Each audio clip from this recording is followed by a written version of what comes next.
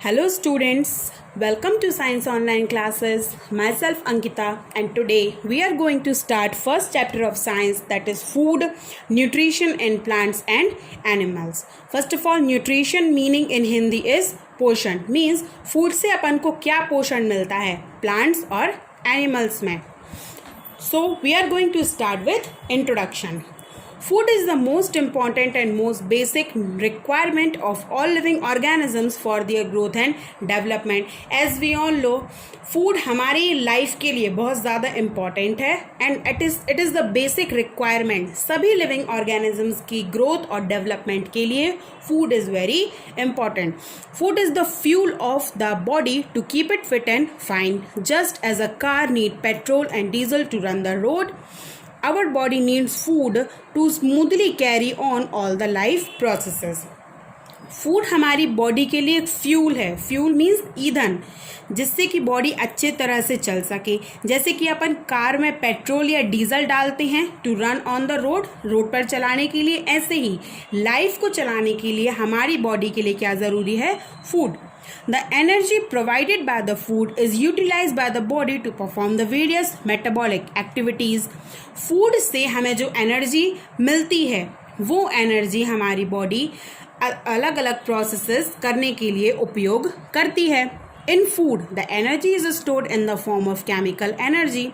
To use this energy, the food must first be converted into the smaller and the soluble molecules. पहले तो जो हम food खाते हैं, बॉडी को उसकी एनर्जी को यूज़ करने के लिए उसे स्मॉलर पार्टिकल्स में कन्वर्ट करना पड़ता है. स्मॉलर पार्टिकल्स में कन्वर्ट होने के बाद ही अपनी बॉडी फूड की एनर्जी को यूज़ कर पाएगी. Thus the process of utilization of food by an animal to obtain the energy for growth and development is called nutrition. इसीलिए वो process of utilization of food का इस्तेमाल करना by animals to obtain the energy को लेने के लिए for their growth and development is called nutrition. And the role of different components of diet of living beings constitute of science of nutrition. Now food provide means food से हमें क्या क्या मिलता है. फर्स्ट, एनर्जी टू वर्क, हमें energy मिलती है काम करने के लिए.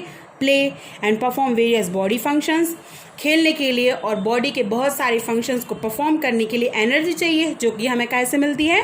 फूड से.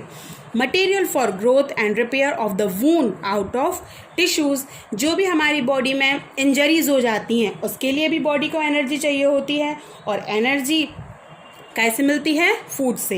Resistance to fight against the disease and infections, disease कोई भी बीमारी या इन्फेक्शन, उसको लड़ने के लिए भी हमारी बॉडी को एनर्जी चाहिए होती है, जो एनर्जी हमें कहाँ से मिलती है? फूड से. Now nutrition in plants. Unlike plant and animals cannot synthesize their own foods, as we all know कि plants और animals अपना food synthesize means खुद अपना food नहीं बना सकते. They depend on the plants for their food either directly or indirectly. Means हम food के लिए plants पे dependent हैं, या तो directly या तो indirectly. Types of nutritions means अब प्लांट्स में कितने टाइप के न्यूट्रिशंस होते हैं. Plants obtain their nutritions by two different methods. Plants अपने न्यूट्रिशंस दो डिफरेंट मेथड से ऑब्टेन करते हैं, मीन्स लेते हैं. First autotrophic nutrition and second is heterotrophic nutrition. पहला क्या है? Autotrophic, second is heterotrophic. First, autotrophic nutrition in plants. अब ऑटोट्रॉपिक न्यूट्रिशन क्या होता है? The term autotropic is derived from the Greek word autos meaning self and trophy meaning nutrition. Autotrophic word एक Greek word है जिसमें two parts हैं. पहला क्या है? ऑटोज मतलब होता है सेल्फ मीन्स खुद का, and trophy means nutrition. Means autotrophic का मतलब क्या हुआ? जो अपना न्यूट्रिशंस खुद बनाते हैं. Means thus an autotroph is an organism that produces the complex organic compound carbohydrate from the simple inorganic molecules water and carbon dioxide and an external source of energy such as light. means ऐसे plants जो अपना nutrition खुद बनाते हैं from using the inorganic molecules, जैसे कि water, carbon dioxide, sunlight, energy etcetera. Such mode of nutrition is called as autotrophic mode of nutrition. All green plants display the autotrophic mode of nutrition. सभी जितने भी green plants हैं, they all are the examples of autotrophic nutrition because plant make their own food. Now come on the second topic, that is photosynthesis. Photosynthesis क्या होता है? What is photosynthesis? Photosynthesis is a process by which plant prepare their food by using the water and carbon dioxide. अब देखो, plant को भी तो कुछ ना कुछ खाने के लिए चाहिए, इसीलिए प्लांट जिस प्रोसेस से अपना खाना बनाते हैं, that process is called as photosynthesis. Photosynthesis वो प्रोसेस होती है जिससे कि प्लांट अपना फूड प्रिपेयर करते हैं, क्या यूज़ करके? Water, carbon dioxide in the presence of chlorophyll using sunlight as a source of energy.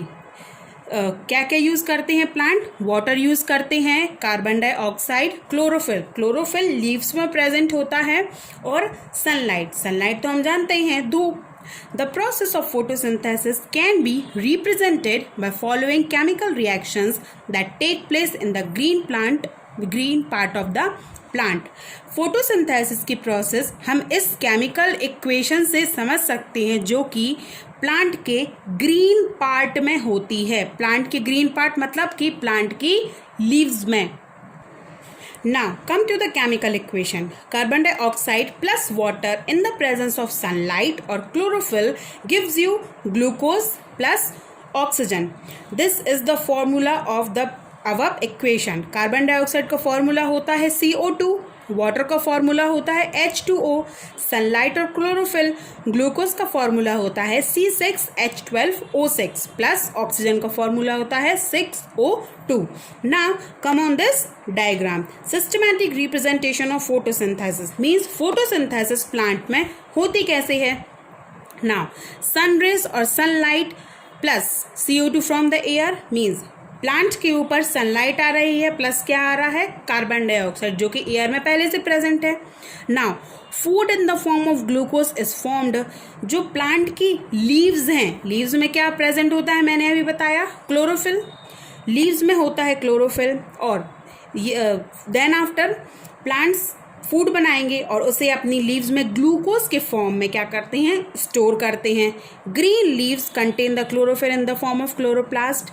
Stem transport the water and minerals to leaves and branches. Now we will give the water into the plant. हम पेड़ में पानी कहाँ डालते हैं? उसकी soil में, means मिट्टी में पानी डालते हैं. देन सॉइल में क्या होती हैं? Roots and root hairs absorb the water and minerals from the soil. Soil से वो वाटर और मिनरल्स को एब्जॉर्ब करेंगे. देन स्टेम का क्या काम होता है?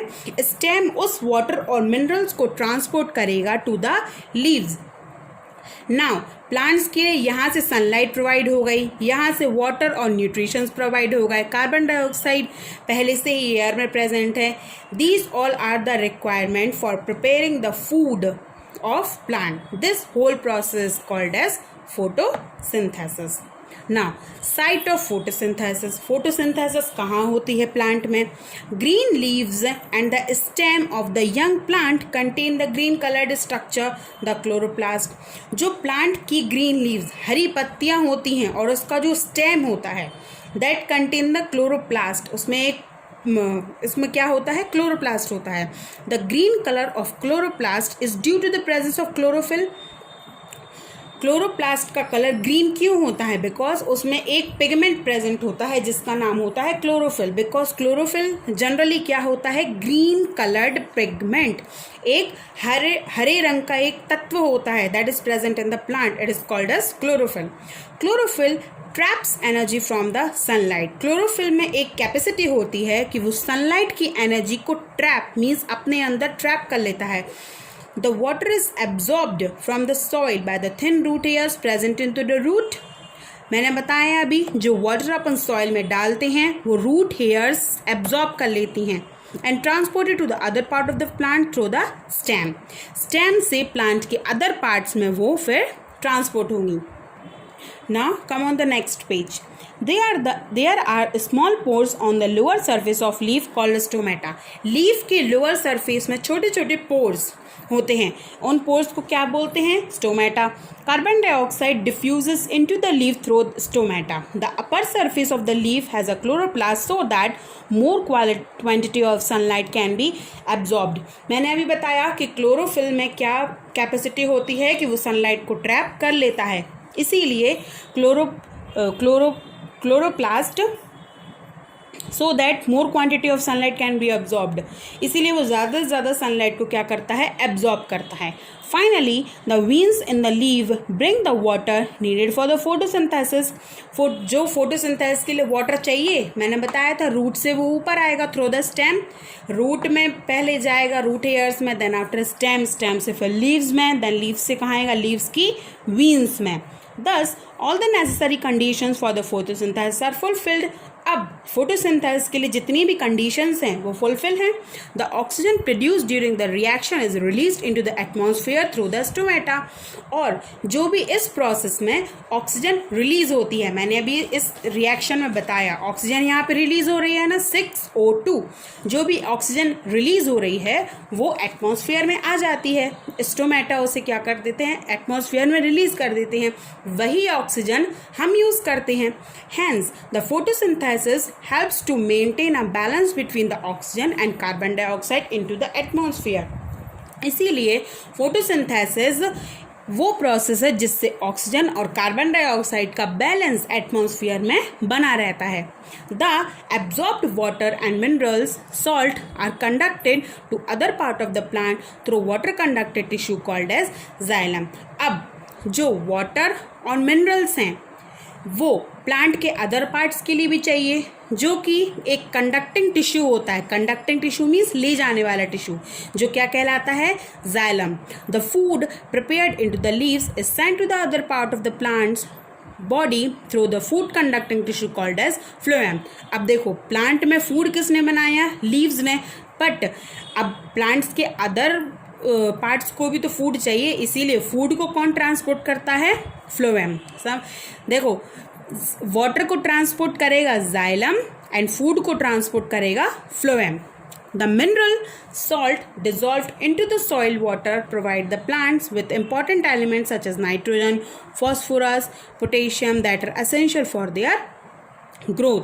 मिनरल सॉल्ट, जो वाटर में मिनरल सॉल्ट डिजॉल्व होते हैं जैसे कि नाइट्रोजन, फॉस्फोरस, पोटेशियम, ये सब प्लांट की ग्रोथ के लिए बहुत ज़्यादा इंपॉर्टेंट होते हैं. In cultivated field these basic salt are introduced into the soil in the form of fertiliser.